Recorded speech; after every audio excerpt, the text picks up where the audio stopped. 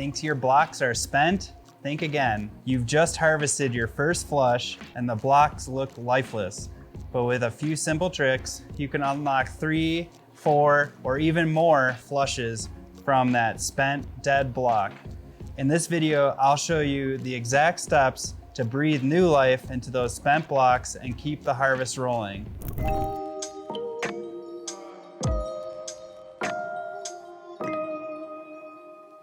What's up, mushroom fam? It's Gary with Fresh from the Farm Fungi. Today, I'm gonna teach you how to bring new life into your mushroom blocks. But before you do that, you have to start with some good genetics. Go check out our Etsy shop, Fresh Fungi. We have over 30 different strains, all vetted by me to help you get started with your grow.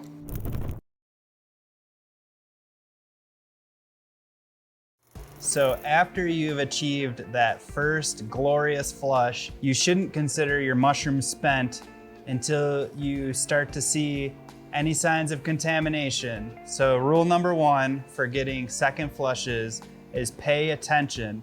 You want to make sure that the mycelium is nice and healthy and that you don't have any contamination that could easily spread to your fresh new blocks. You'll recognize that the block is starting to decline because it'll get pin scarcity, shriveled surface. The dry substrate will start to show through the mycelium. If you ever see signs of this, it's time to compost your block.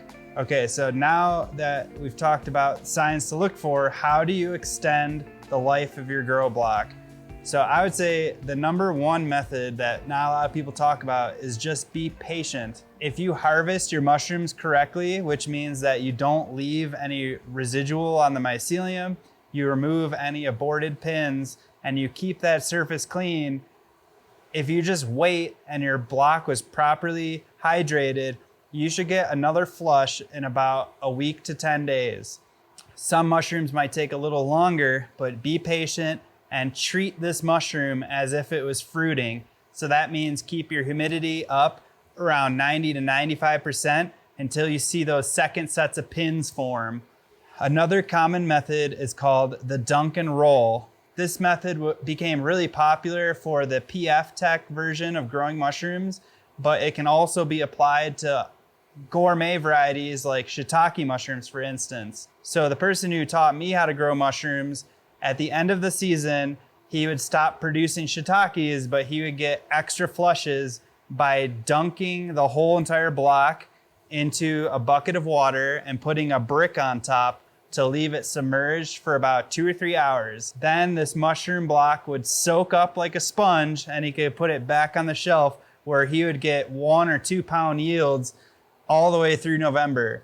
A caveat to this is you're gonna wanna make sure that the bucket is clean. You don't want to introduce a source of contamination. And also you're gonna wanna examine the outside of the shiitake block before you dunk it in the water that you're using to dunk a lot of other mushroom blocks. So you can also use a large tote or a horse trough with a grate to hold those mushrooms down. The challenging part about the dunk and roll is to get your mushroom fully submerged.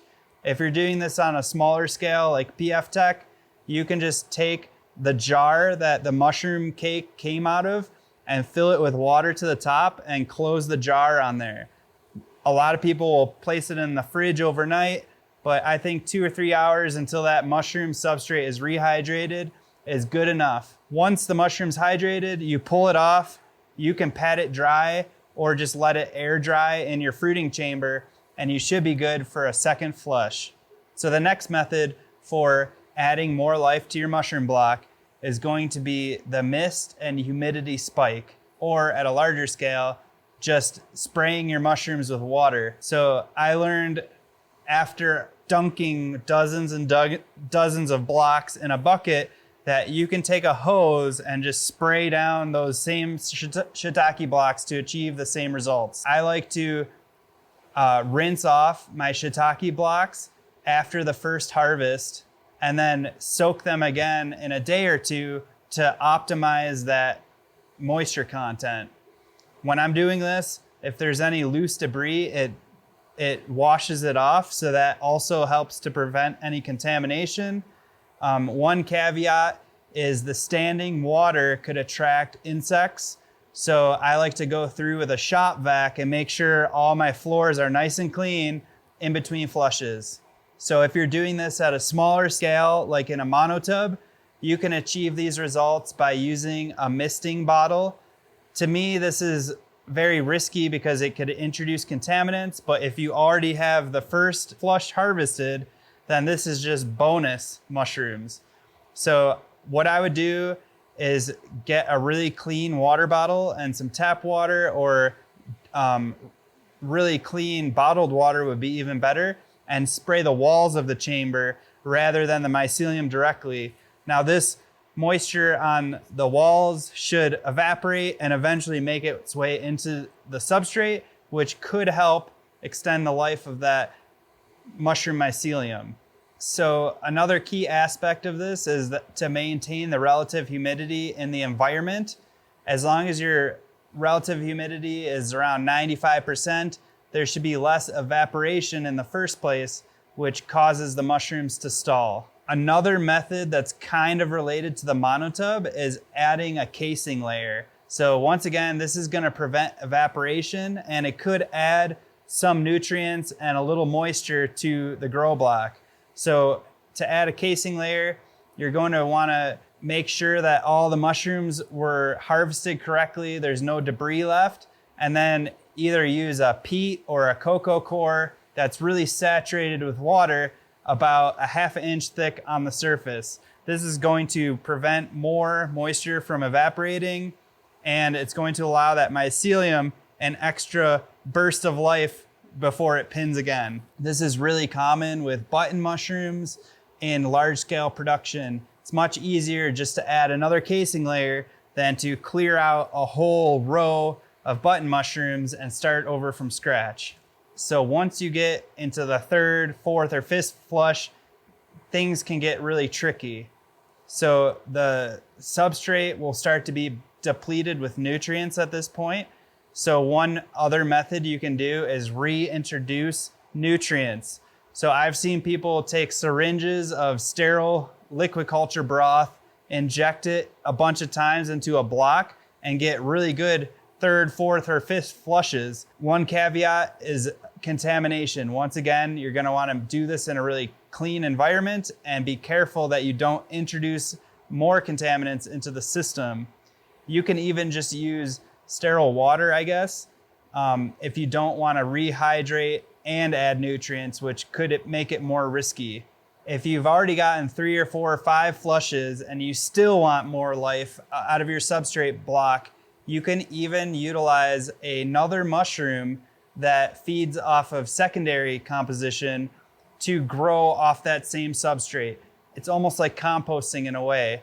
A common mushroom that would fill this gap is King Stropharia, for instance.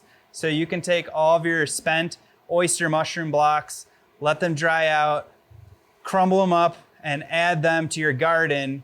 Inoculate that garden with King Stropharia spawn, and it will give that mushroom an extra boost. So this mushroom likes to feed on secondary decomposed mycelium. It also will shepherd other insects like nematodes to help break down that mycelium.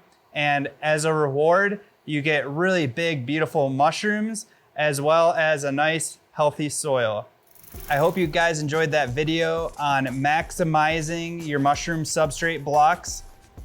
Comment in the section below of your record amount of flushes. I love to see pictures of, third, fourth flushes and really enhancing the efficiency. If you'd like to check out our Etsy shop, Fresh Fungi, I've got over 30 different strains. Until next time, much love.